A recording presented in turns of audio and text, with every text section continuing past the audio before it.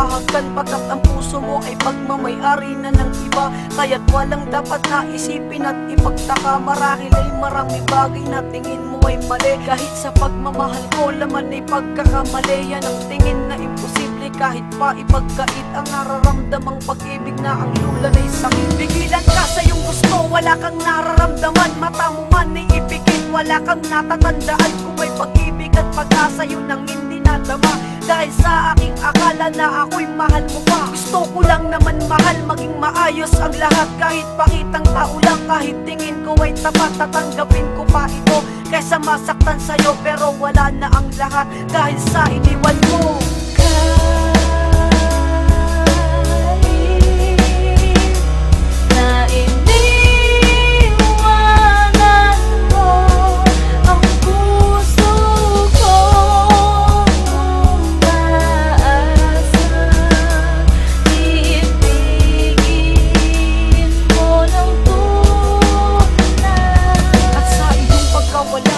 Paring nahihirapan, ano pa kaya mahal ang dapat kong mapatunayan para lang makita mong handa pa rin na magmahal. Kahit na sinasaktan mo lang ako ng kay tagal, naging manhid ng aking puso sa lahat ng gusto mo. Pinaniwala ang sarili sa lahat ng pasya mo, para ipaabot na di ko gustong mawala. Kahit na problema sa atin, ikaw ang gumagawa. Para sa'yo lahat ng oras ko aking nilalaan. Kahit napakasakit na hindi ko malagpasan ang pagturusang natamo at pasakit mong dala na nadama mula nung una hanggang sa wala ka na. Kahit pala isipan sa akin ang mga tanong, di makatakas ang damdamin at pusong nakakulong sa sakit na binigay. Kahit mahal mo pa siya, kahit na iniwan mo ang puso kong nag-iisa.